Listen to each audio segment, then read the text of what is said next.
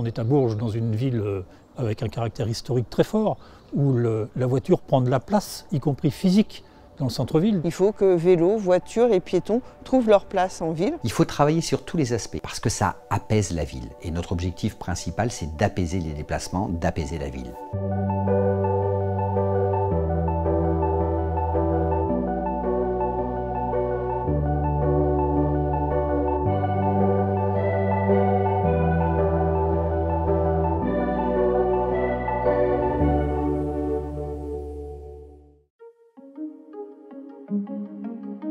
La ville de Bourges a depuis des années un certain nombre de politiques en faveur du vélo. Il y a 115 vélos électriques que les gens peuvent louer à 1 € par jour pour une durée de 3 jusqu'à 6 mois.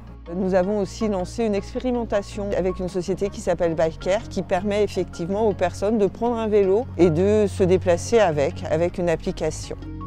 Aujourd'hui, on est plus sur comment on relie deux pistes cyclables les unes aux autres. En fin de compte, vous avez des pistes cyclables qui s'arrêtent en plein milieu d'une avenue. Il faut privilégier le plus possible les pistes autonomes, c'est-à-dire qui ne sont pas sur la voirie, mais qui sont en autonomie. Donc nous, c'est vrai qu'on a un plan vélo qui est ambitieux, on sait qu'il va falloir quelques années pour le mettre en compte. Aujourd'hui, c'est très visible, il y a beaucoup plus de personnes qui se déplacent à vélo, ça c'est certain. Alors effectivement, petit à petit, quand on rénove une route, on rénove en pensant au vélo, en sachant qu'il y a beaucoup de routes qui sont d'intérêt communautaire, et donc ça se fait en collaboration avec l'agglomération.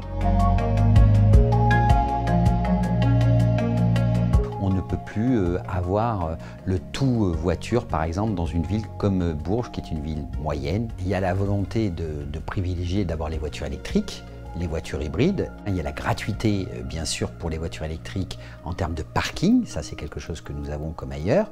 Et puis aussi, nous avons un plan pour installer des bornes électriques pour que nos habitants puissent recharger de manière rapide leur voiture électrique.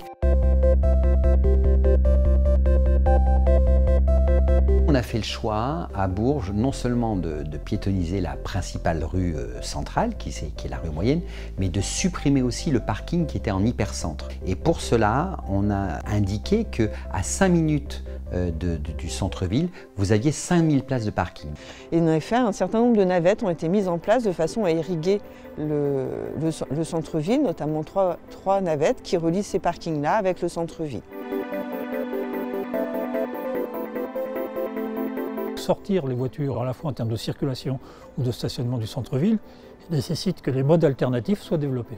Donc qu'on puisse venir dans le centre-ville d'une manière plus aisée. Nous avons des projets à la fois sur ce que j'appelle l'infrastructure, le développement de bus à haut niveau de service sur les 4 lignes structurantes, d'une ligne de transport en commun en site propre total de traversée de l'hypercentre-ville avec des navettes cadencées toutes les 6 minutes, donc à l'horizon 2026. On a en même temps la nécessité de développer les usages, de mieux desservir les zones d'activité, de mieux desservir les zones d'emploi, de façon à développer le trajet domicile-travail.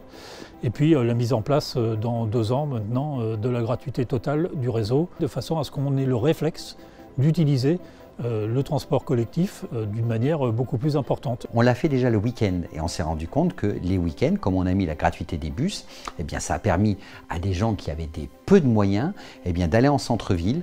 Ça a été vraiment notre objectif quand on a construit notre projet politique pour Bourges, qui est une ville à taille humaine, donc une ville dans laquelle on peut intervenir de manière assez rapide. Moi, je suis persuadé que dans les années qui viennent, on aura de plus en plus de gens qui viendront s'installer en centre-ville de Bourges.